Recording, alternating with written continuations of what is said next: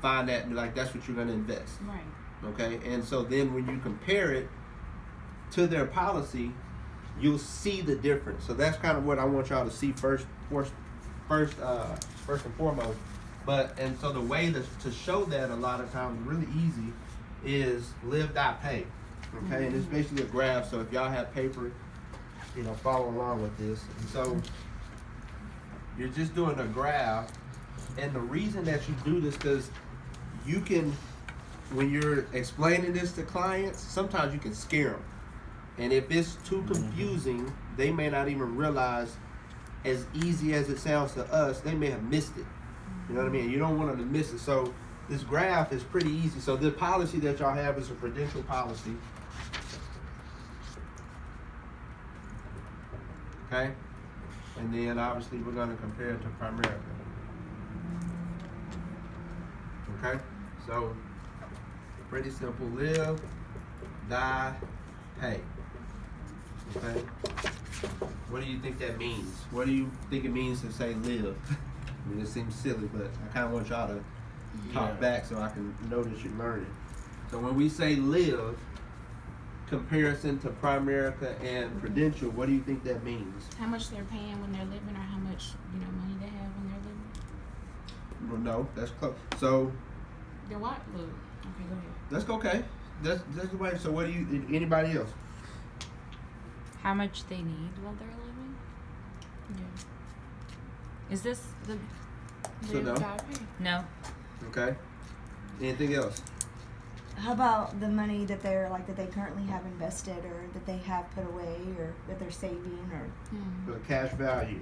So yeah. So if they lived, this is how much money they would have. If they didn't die, this is how much money. So I'm going to show y'all, and I'm going to go through the policy to show you. Okay. So if they live, so turn. If y'all's is just like mine, there should be this page. It says 9. Page 9 of 37. So we kind of stripped out the other stuff that you don't need to. I mean, I'll read You're not gonna glasses. look Does anyone at- have reading glasses? You got your glasses? Okay. And the Trying to numbers be are really cute. small.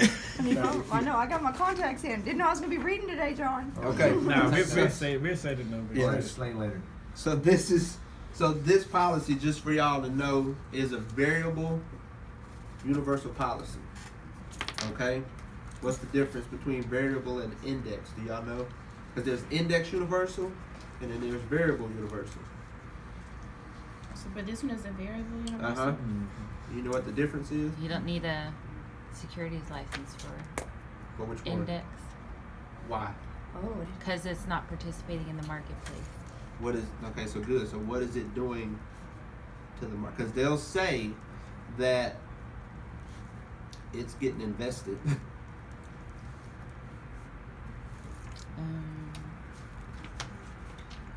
I don't expect if you do it, I'll be like it. So an index, just for y'all to know, index universal is mirroring the S&P 500.